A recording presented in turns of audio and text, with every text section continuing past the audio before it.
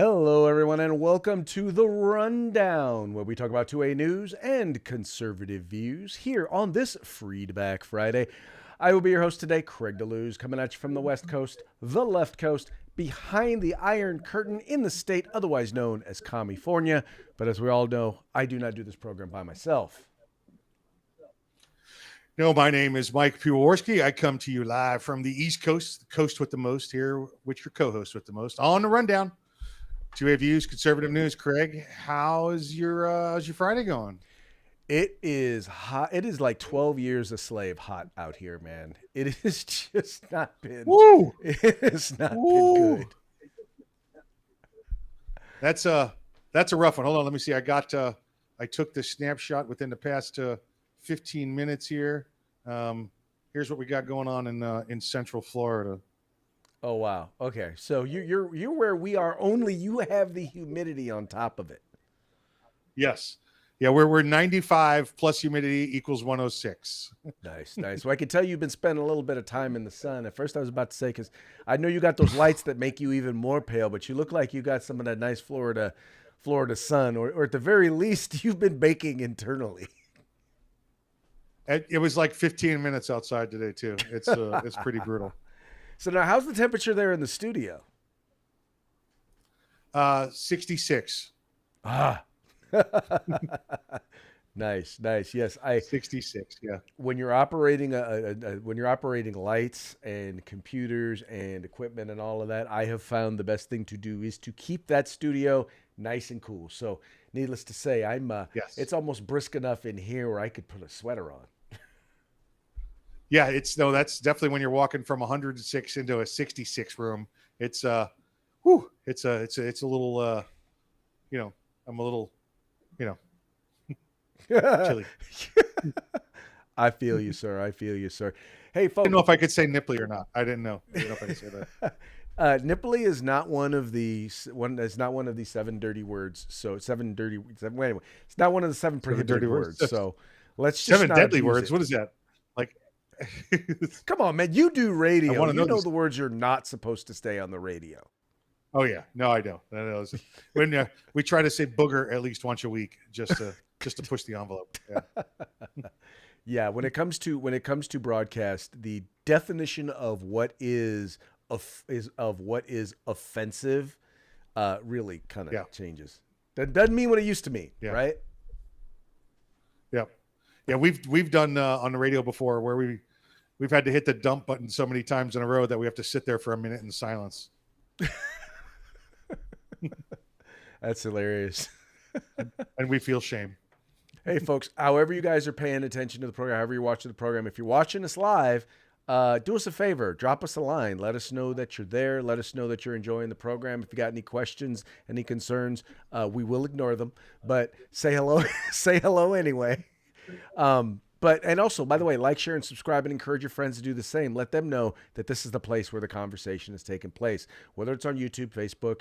If you're watching us on Rumble, then chances are you're watching a pre-recorded version or a rebroadcast. Same thing with Spotify, or if you're listening to the podcast. But once again, YouTube and Facebook, whether it's on Arms Room Radio, whether it's at Craig DeLuz, whether it's at The Rundown, or the California Republican Assembly, you're watching us live. So do us a favor. Give us a shout out. Right. But remember, if they're watching it pre-recorded, Craig, they're not watching us now. They're watching us later. Right. Well, now later for us, now for them. Right. So then, which would be now, not later. Yeah. Okay. But I'm speaking to the future them, the future, to them that haven't even watched. That's right. We are speaking to the future them right now. Yes, we are. These time paradoxes, man. I don't know how we are able to talk to each other when we're 3 hours apart. That's the weird part. Modern technology, bruh. Modern technology. Yep. All right. Well, hey, let's go ahead and let's get into today's stories. We have always, almost forgot, just real quick. We got to give a shout out to our sponsors at the top of the show. Oh, yeah. Let's do that. Let's say hey to our newest sponsor there, Hitman Industries. Make sure you get to hitmanindustries.net. That's hitmanindustries.net. Chances are, if you own an AR-15 in the past 10 years, 50% of the chance you've already got their barrels. But some of the best top barrels in the country coming out of there. Check them out. And more than just barrels, get what you need from them. The California Republican Assembly. Don't forget these fine folks over there fighting behind the iron curtain. And then, of course, uscombatgear.com. That's right, folks. Once again, all of these folks, the links to their websites are in the description of this program. Go there, check them out. If you like what you see, spend some money with them and tell them that the guys over at the Rundown sent you. Okay, now we will get into today's news. We have always or later if we're pre-recorded, depending on where you're at. Yeah, it's later depending on where you're at. So we have always talked to you about gun control, and the very truth is, and the truth that many people on the left don't want to admit is, gun control, in particular the right to carry or the right to possess a firearm, has always been about keeping those people from being able to own or possess firearms. Whether it was Native Americans, whether it was Chinese, whether it was Mexicans, whether it was black people or newly freed slaves. It's always been about keeping, in particular, minorities or undesirable people from being able to own or possess firearms. Well, New York, following the New York Pistol v. Bruen decision, they decided they were going to pass a bunch of laws. Once again, not just restricting where you can carry a firearm, but also adding to. Now, by the way, they had a good cause requirement that just got slapped down, but what is still in place is of good character, good moral character. And usually in the past, that's pretty much meant, or most municipalities take it as, all right, you haven't been convicted of a felony, or basically you can pass a background check and own a firearm, and you're not someone who has a history of just regularly threatening people with violence and stuff like that. So sometimes they'll do an interview, sometimes they'll look at your social media, but it's never really like, they don't. Right. It's like the same restrictions you would see when you filled out a 4473. That should be it. Exactly. Well, in New York, they have actually decided that, and as they are working to defend their position or defend their laws, they decided to harken back to the original gun control laws, which basically which looked at good character. And part of that was these were laws that banned Native Americans from being able to carry firearms, that forbid Catholics, or basically it didn't really just forbid Catholics. It was you had to be Protestant in order to be able to be approved to be able to carry a firearm. But these are the laws that are in place. These are the laws that were in place that New York is now arguing in their legal briefs are the foundation and the reason why they ought to be able to continue to have that sort of discretion when it comes to good moral character. Yeah, let's lay this out. Under the Bruen decision, it said the only methods for enforcing gun laws or examining gun laws if their constitutionality is to look at the plain text and the historical content. So New York has decided they were going to look back at historical content, Craig, although they decided to go with historical racist gun laws that have since been overturned everywhere. I guess they didn't, recognize the part about the laws have to be valid laws currently to use them as historical reference, because they went back and found laws that are clearly racist, clearly discriminated against like you said, race, color, creed, religion, everything. And those are the ones they're citing as the reason that they should be able to continue to keep people from having firearms is a historical racist content. It's you shake your head. You're like, hold on, they're doing what? I mean, you really have to wrap your head around it. They're citing laws that have been struck down as reasons that people shouldn't be allowed to carry firearms now, because they had to have a historical context. What?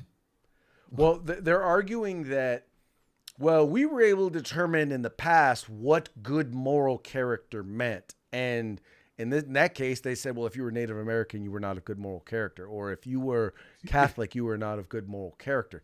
So they're saying that because they were able to arbitrarily determine what good moral character meant, well, then there's a historical basis for them being able to do it. Now, what they've completely ignored is, but that foundation that you used was not constitutional.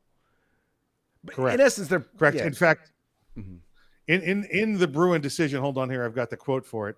Bruin was very clear. It said, of course, in a modern instance were to arise where gun licensing requirements were applied in a discriminatory manner, it could, should, and would be struck down as unconstitutional. So even having that in Bruin, New York has said, we don't care. You've just told us not to do it this way. We're still going to do it this way. Pretty much. That's exactly, and in fact, that's exactly what they said. It is, it's crazy that they would do this, but folks, and then once again, if you are a Democrat or if you are someone who is anti-gun and you are watching, so if you're anti-gun and you're watching this program, I applaud you. Hopefully you will not be anti-gun too long. But there is no doubt, and they are justifying it, that or they are proving it, that once again, the foundation of gun control in these United States is racist, is racism, right? Yeah. Yeah. There's absolutely no Chicago doubt. tried this. Yeah, Chicago tried this under the McDonald decision. Right. They cited some historical racist context, and it was thrown out. Then they said no, no, it doesn't. That doesn't be. It's got to be constitutional. It can't just be in the history. It has to be constitutional. Right. Right. So we're gonna point to an unconstitutional law and use that as evidence that our current law, which it is modeled after, is constitutional. Exactly. It's a head shaker when you try and figure it out. It really is. Well, yeah, when you consider back then, the number of racist things that were in place at that time. Oh, back then, sure. Yeah. But to figure out the reasoning that they're asking for this is just like, you're doing what? You're doing, no. Not only no, but it says no. Here you can't do that. Right. But you've still decided that, I guess, historical racism is okay, and that's going to be okay. Right. Not just no, but hell no. This is equivalent to New York coming out and saying, we're going to segregate our schools and we're going to keep black kids away from white kids because the Plessy versus Ferguson case said we could do it. Yep. Even though that ain't law no more. But that's right. You gotta wonder about these folks sometimes. That's how. By the way, that is how bad they want to keep you from being able to defend yourself. They're willing to admit, we're racist, but hey. Yeah. All right. Yep. Ridiculous. We've talked to you ad nauseum over the last week, especially once it actually passed both houses. The Inflation Reduction Act. We all know that in essence that was Build Back Better, or the baby Build Back Better, revamped, renamed, and repackaged. It has absolutely nothing to do with reducing inflation. What is amazing, and I'm not going to call it amazing, because in the end, the mainstream media now, and you've got all of them now, even MSNBC, which we know is just beyond the pale bad. Even MSNBC is now realizing, or they're saying they're realizing it, they are now acknowledging that the Inflation Reduction Act has absolutely nothing to do with reducing inflation and was in fact all marketing. Now, here's where I think they're disingenuous, Mike. I think they always knew. They always knew that it didn't do anything, but they were willing to play along because they wanted to see it passed. And now that it's passed, they're like, oh my, how could this have happened? We have been duped. Yeah, of course they knew, right? Of course they do. They're carrying the president's water for him. They're the ones delivering his message. And now they want us to believe that, Craig, here in 2 weeks, they did this. They went, hey, we actually just read it now, and it's going to be more inflation. We didn't read it before. We're dumb. We didn't think to do that. Now we read it, and it's bad. No, they were carrying his water for him. It's what they were doing, delivering his message and being deceitful to you the entire time about it. Well, before it ever passed, the Congressional Budget Office said it was going to do nothing to reduce inflation. And all you had to know that the Congressional Budget Office said that was to either read their report or watch Fox News or read the New York Post, those Yeah. alternative news sources. That's all you had to do to know that it did absolutely nothing. All you had to do was listen to every time a Democrat was asked, okay, how exactly will this reduce inflation? And they went on to say it's not going to reduce inflation without saying it, right? They talked about, well, it's going to eventually bring down the cost of energy. For those of you who are going to go out and buy a $60,000 minimum electric car, you're going to get an additional credit. For those of you who are going to put, $50,000 worth of solar panels on your roof, you're eventually going to get a credit. For those of you who are on Medi-Cal, we're going to cap where you're going to be able to spend, how much you're going to have to spend on out-of-pocket medicine. But none of that reduces inflation. None of it. Yeah. No. They're just going out back and pulling money off the tree growing in the money tree in the rose garden there. I guess that's how they do it. It's magic money, Craig. We're going to print more. We're going to make more, and it's not going to devalue the dollar at all. Not at all. Well, here is what this bill has deflated. The amount of time it takes between the time we know the Democrats are lying and the mainstream media actually points out that they were not correct or not telling the truth. It used to take, during COVID, it took like 2 years. Now we've got it down till a week after the bill passes. Then we know that, then they start telling us the truth. Whoopsie. Funny. Well, because whoopsie. And by the way, it's amazing that let me clarify. It still hasn't passed yet. Once the ban once the assault weapons ban, the ban on semi-automatic centerfire rifles passes, that's when the media will come out and say, you do know that these are not used in gun crimes, right? That people aren't using them to commit suicide, that 2.6% of all gun crimes are committed with rifles as a whole, and an even smaller percentage with these weapons. See, once that passes and is signed into law, HR 1808, once that passes and is signed into law, that is when you'll finally hear the mainstream media talk about that. Yes. Hopefully, right? Yeah. Hopefully. Well, that is how they roll. That is definitely how the left rolls. They're not dishonest. They're just late in their honesty. Yeah. Again, whoopsie. We failed to read it. We didn't know. How did that happen? That's what they want us to believe. That's exactly what they want us to believe. All right. Good news more good news, by the way, from Captain Florida, Governor Ron DeSantis. Now, as a part of a previously passed law, the governor was able to actually assign or create a unit of law enforcement specifically to go after, promote voter integrity and go after voter fraud. And Ron DeSantis has announced that, they done did some folks, 20 people. Now, I know it doesn't sound like a lot, but this was the initial salvo.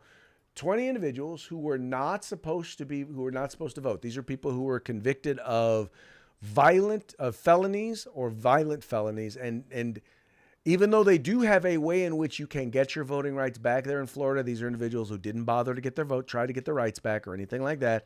They went and they voted. They weren't supposed to vote. And so now they're being brought up on charges. Once again, these are all violent felons. And, Mike, some people are poo-pooing this idea. They're saying, is that it? That's all you got? 20 people who weren't supposed to vote, who actually voted.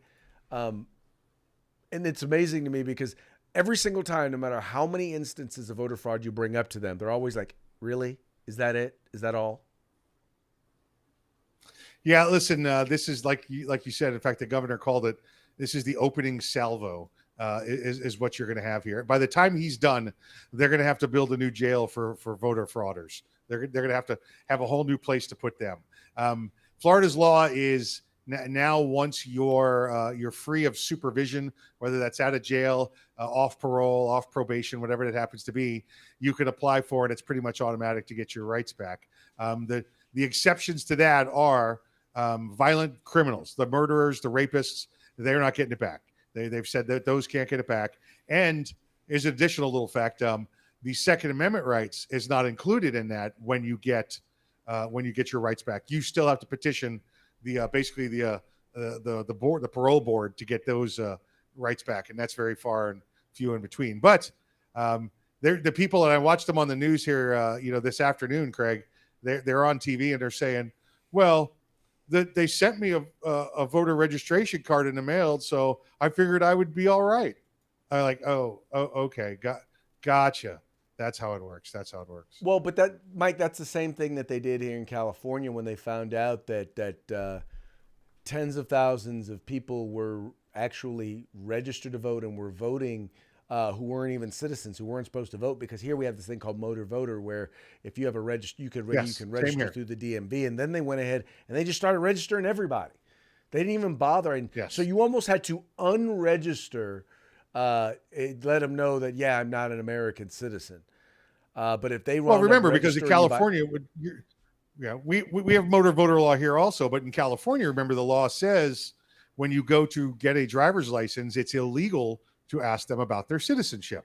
Right. So they just assume they're citizens, and they also register them. So you've got, and again, last time I saw the number, Craig, it was estimated up to 2 million people in California that are illegals that are voting, not just illegally voting, but illegals that are registered to vote. Well, I don't know how many are registered to vote, but I know that there's enough to where, and they're concentrated enough areas where it can have an effect on elections. And there is absolutely nothing being done to discourage people who are not legally allowed to vote from voting. We don't do anything to clean off voter rolls for people when haven't voted in forever, if they've moved out of the state. So there's tons. And when we send out ballots to everybody. So it doesn't really matter if you request one or not. Everybody gets one, or every registered voter, every registration gets a ballot. So even if it's a non-valid registration, they get it. Even if you're a non-citizen, they get it. Even if you're in the country illegally, you get it. If you somehow got registered to vote, whether intentionally or on accident. But there's no voter fraud. Yes. But there's no voter fraud. We have complete and utter election integrity. Yeah, I'm sure you do, Craig. I'm being facetious. For those of you who are listening, I'm giving the right look into the camera right now. I'm just reading some other stats here. California has more immigrant eligible voters than any other state, and they also have more illegal immigrant voters than any other state as well.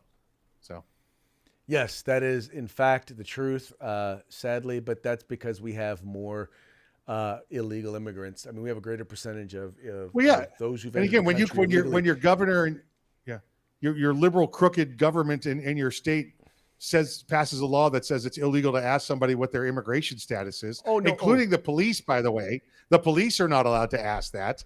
What do you expect? No. It goes, Mike. It goes much further than that. Because we actually offer benefits to people who are in the country. Yes. You get additional, but you get a bonus prize if you are you are here in the country illegally. So that's life in California.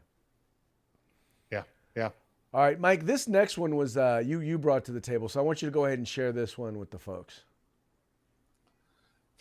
There's a gun store in, let's see, what's the town? The town is Berkeley County. It's in Berkeley County in South Carolina. Coastal Firearms. And I want you to remember Coastal Firearms, because if you happen to be anywhere in South Carolina, I want you to avoid this store like it had the COVID monkeypox, in the parking lot. So stay away from there. What happened was they had a gentleman working there. This gentleman was he's a veteran, a former Green Beret, and a former firefighter, and he was doing some extra time, working at the local gun store. Well, the owner of the gun store, and I'll pull up his name here in a moment for you. He decided to play a prank on this former Green Beret. They were having a little game in the store, I guess. He decided to be funny. He took this fake gun over and pointed the fake gun at him and pulled the trigger. And lo and behold, it's not a fake gun. It's a real gun. It shot him in the face, and it killed him. Well, that was back in November. It took the locals there about a month, I guess, to finish up the investigation and look at everything. And they still decided it was manslaughter. So they charged him with manslaughter. Guy went to jail, bonded out $15,000, still out on bond. Craig, here's the incredible part about this story. And we do want to talk about gun safety to wrap this all up with. But the incredible part about this is the ATF has allowed this store to remain open. The owner of the store he's the ATF's responsible party. He's the name of the licensee on the federal firearms license. The ATF has decided shooting someone in the face while playing what you thought was a joke with a gun that turned out to be a real gun is not reason enough to close the FFL down. Now, Craig, we know from what's been going on recently, if you get an audit at your store and the ATF finds that one of your customers failed to put his race down, or if he was of Hispanic or non-Hispanic heritage, that's enough to shut you down with. However, shooting employees in the face and killing them, not so much. That's okay. Yeah, it's really kind of weird because they've ramped up the things that can cause you to actually just flat out lose your license, and almost all of the new things are all paperwork related. And now here's an instance where these are people who their job is to help facilitate the exercising of the Second Amendment. So these are people who are supposed to be responsible for safely storing and transferring firearms and ammunition between individuals, between manufacturers and between manufacturers and the retail customers. And when that is your responsibility and you ignore we're talking very basic firearm safety. All right. We're talking don't point a gun at something you don't intend to destroy. But even worse, when you're playing games, right, around a bunch of deadly items, if there's anybody who should know better than to play games like this, it's people who run or operate a gun store. And if you don't, then you need to give up your license. Yeah, I'm still just dumbfounded by this, how this happens, how the ATF can decide that administrative issues that you take care of are something that we should stop for. We should shut your business down. But this is all right. Shooting someone in the face, someone that's been now arrested. I get it. He has not been charged, or he has not been convicted of a crime. Craig, it doesn't matter to me if he's been convicted of a crime. This is clear evidence of improperly being able to handle the firearm, deal with the firearm, recognize a loaded firearm.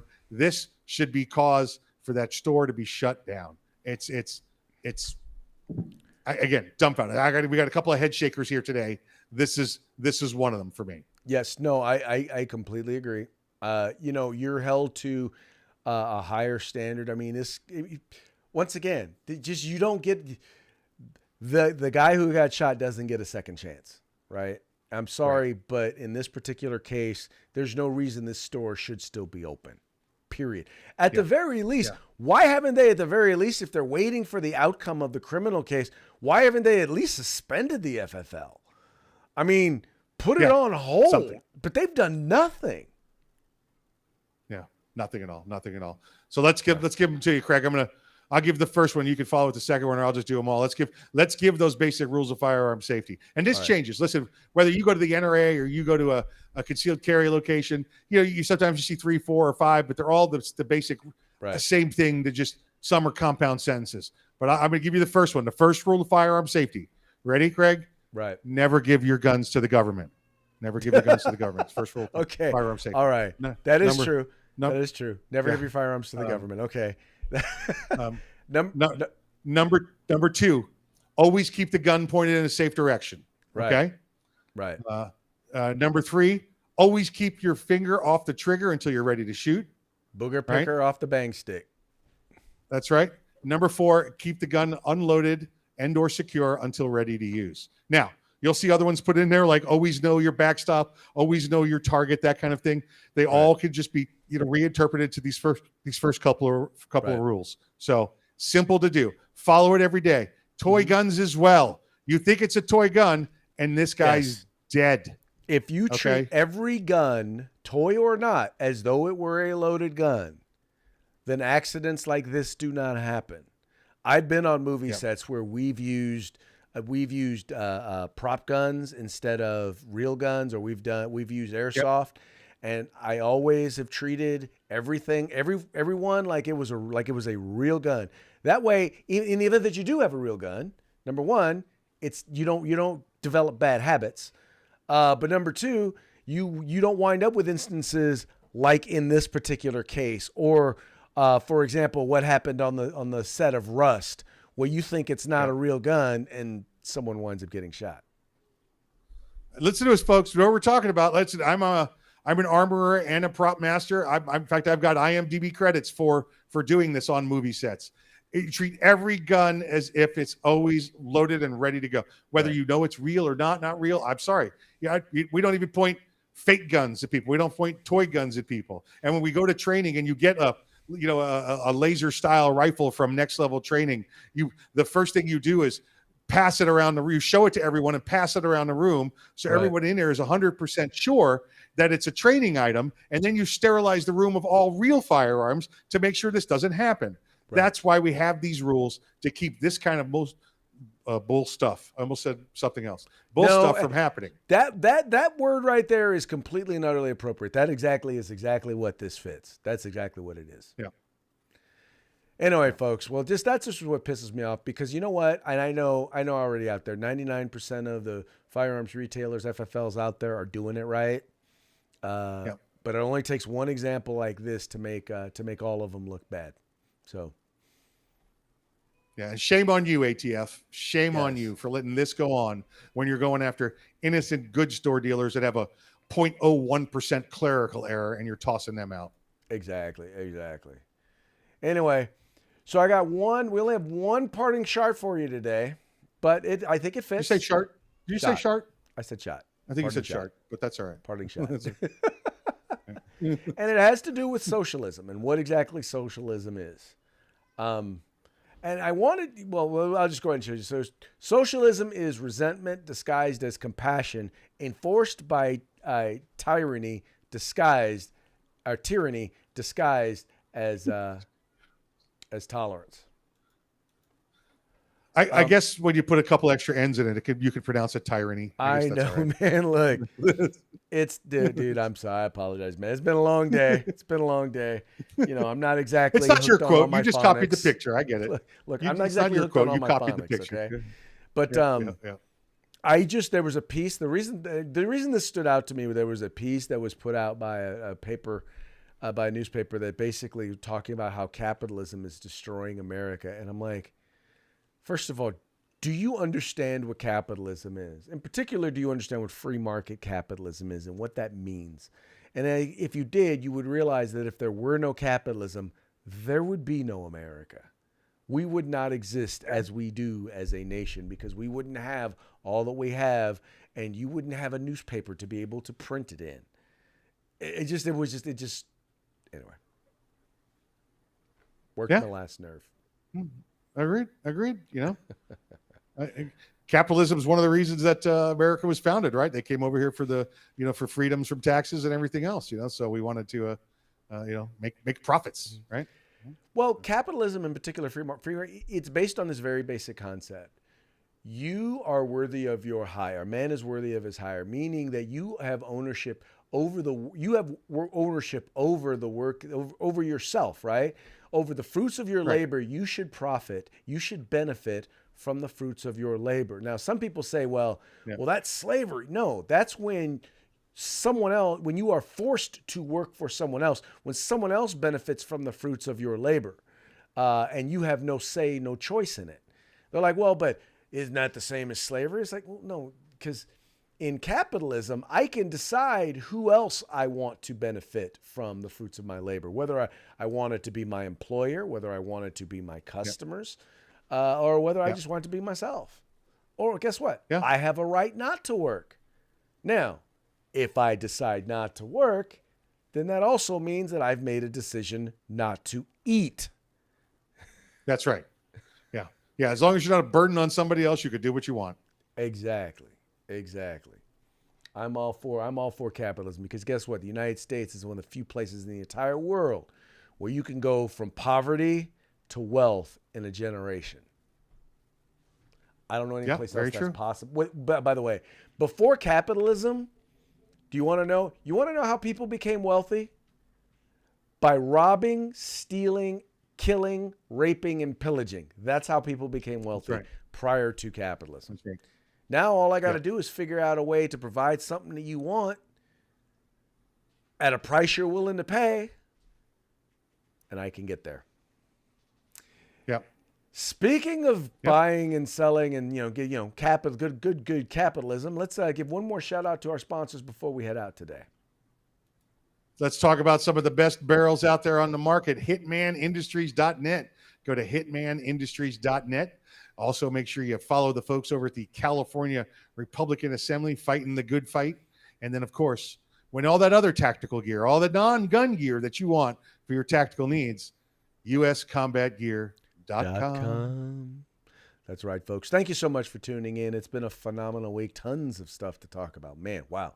But anyway, we appreciate you guys tuning in. We appreciate you liking and sharing the program and encouraging your friends to do the same. We're going to be gone now for a couple of days, but we'll be back on Monday. Fun day. Gun day. Talk to you again real soon. Yeah, baby.